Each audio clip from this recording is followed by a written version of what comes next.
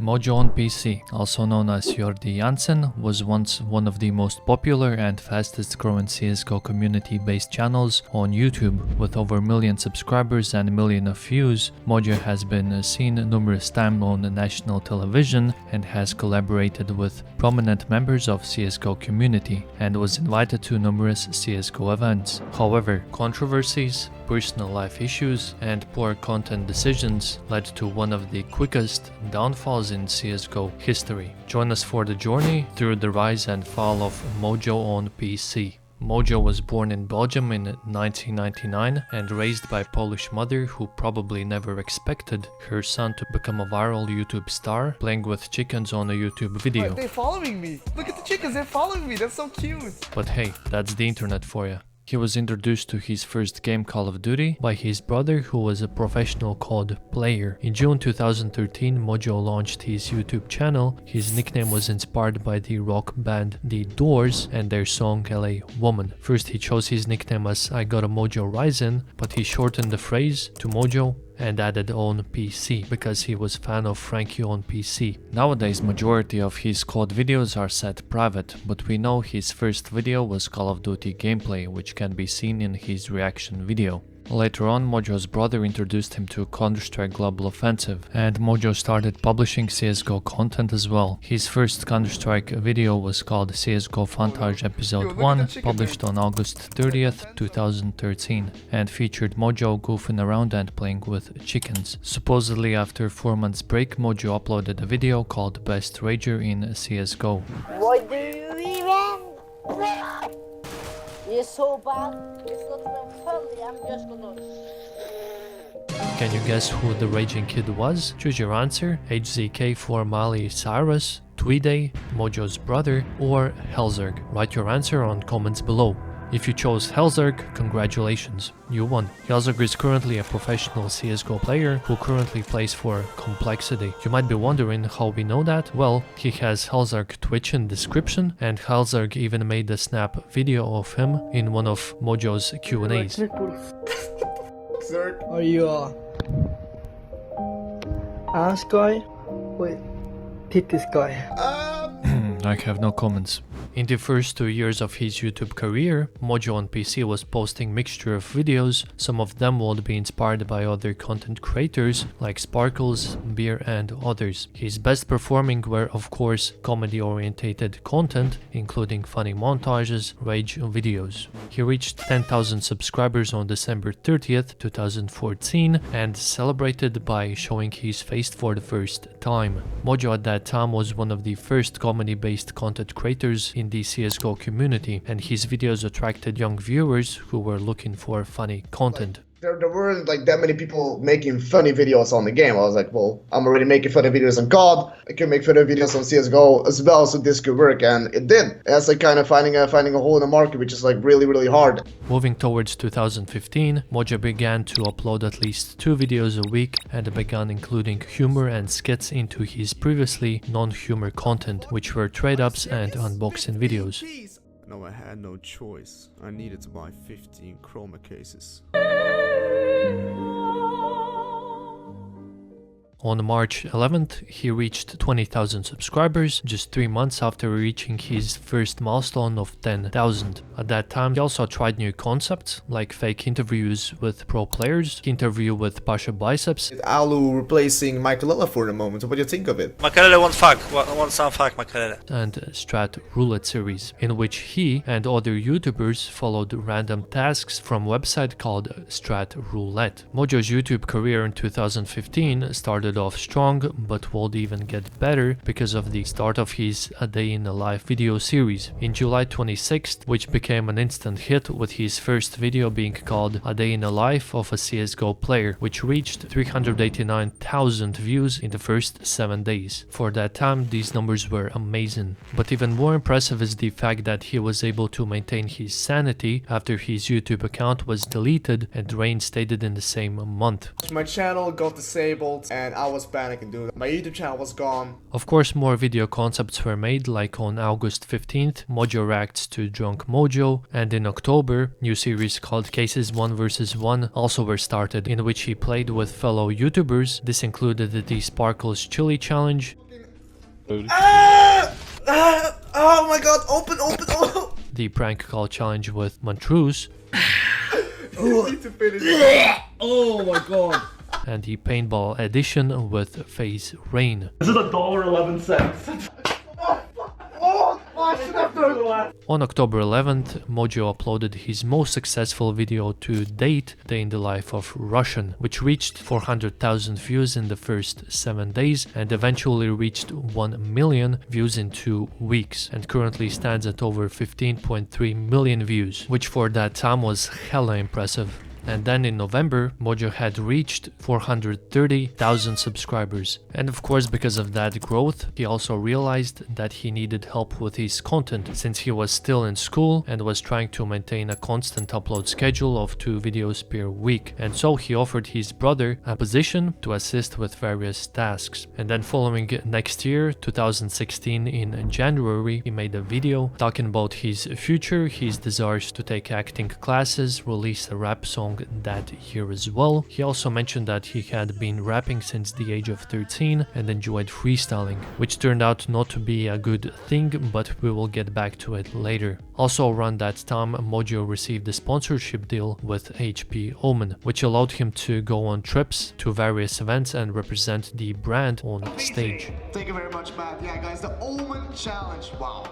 Just take a second and wow. This increased his popularity even further with the community. You really could see people resonated with his content, and he had a great fan base behind him, which can be reflected on his YouTube comment sections and events he did attend. After reaching 500k subscriber milestone, a few months later on June, FaZe approached Mojo and offered him a deal to become their CSGO content creator. Mojo accepted and announced the partnership in a video on June 11th, which featured the likes of FaZe Bangs, FaZe Rain, and one other guy. However, the partnership was short-lived and Mojo left just a few months later. The cause of that was both parties being far apart from each other. They only made 2 videos, which were Paintball Edition with FaZe, and then when FaZe were in Norway, where they made the skit and announcement. Mojo, in that time, began accepting sponsorships from gambling sites. One such sponsorship video, published on July 2nd, included a description promoting to double your life savings. This false advertising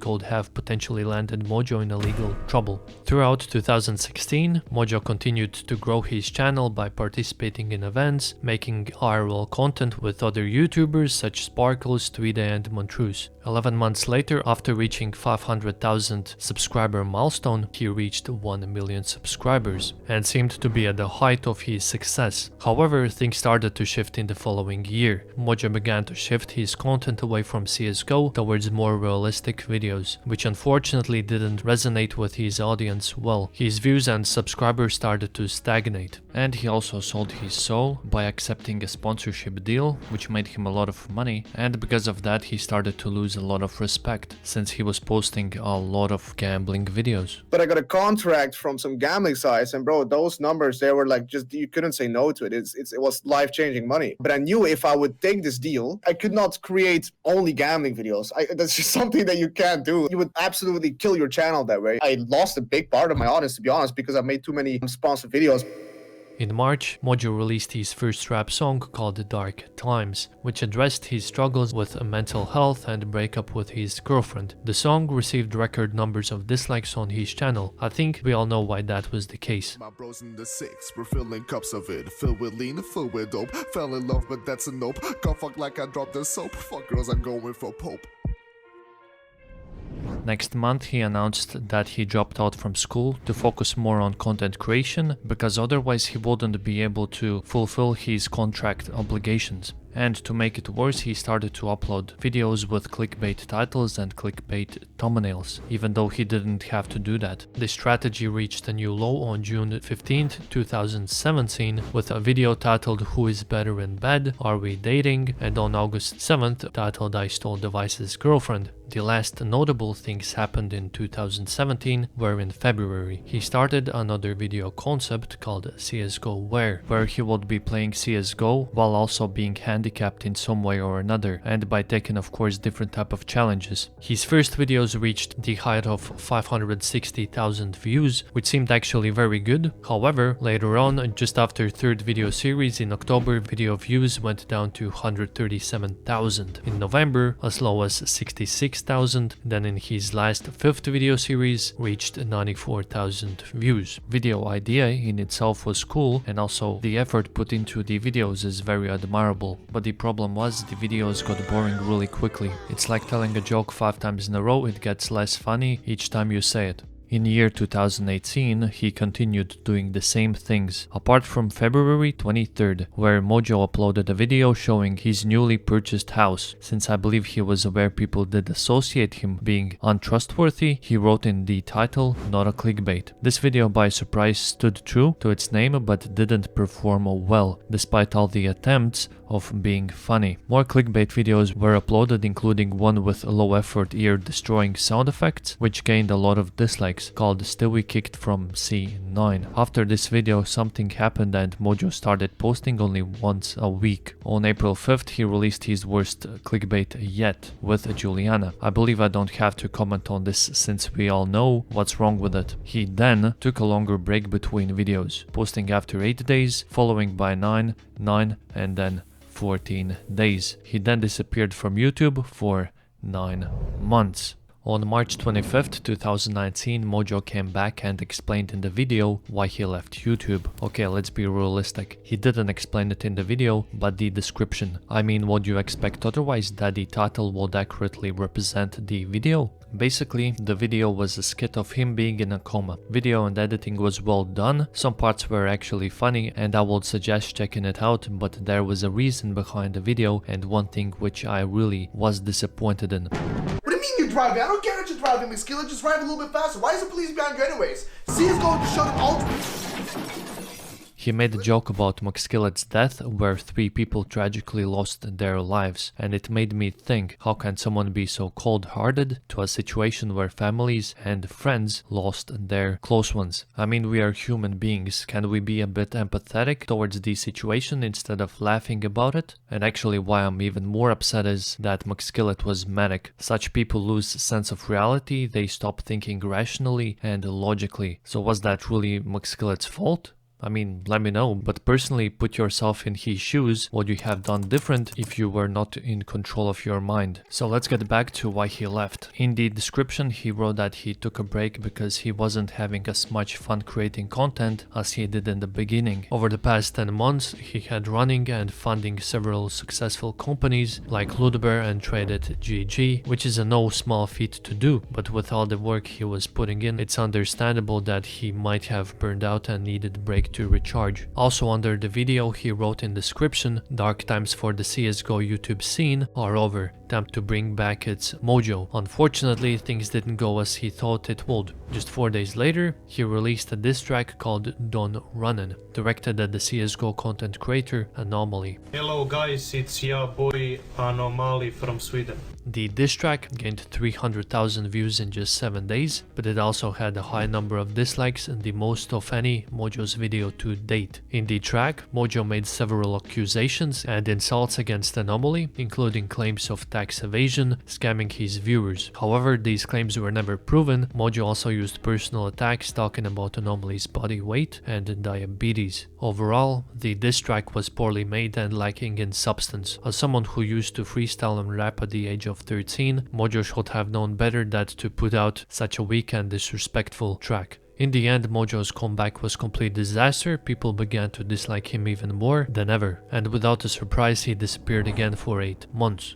When he came back through the year 2020 and 21, his views dropped significantly, to the point where he couldn't reach higher than 100k views. Mojo continued to produce content with a similar style and same sense of humor. He continued being inconsistent, like in February 2020 when he went inactive for another 8 months, which is also the time when he moved to Spain. He also dipped his toes in Valorant, and the switch obviously didn't work. Thankfully, during the period, Mojo uploaded a video addressing a lot of the issues in one of his videos called "It Took Me 4 Years to Realize This," where he explained a lot about the issues he was going through. So in the serious video, most of it wasn't. Mojo mentioned experiencing legal issues in 2020 that turned his life upside down. He also revealed that he had struggled with mental health issues and had even thought about ending his own life at one point, which I sympathize with because, like most of us, have thought about it at some point as well. However, a turning point for his mental health happened when one of his close friends did unfortunately that, which prompted Mojo to seek help and afterwards claimed to be in a good place, which is a nice thing to hear.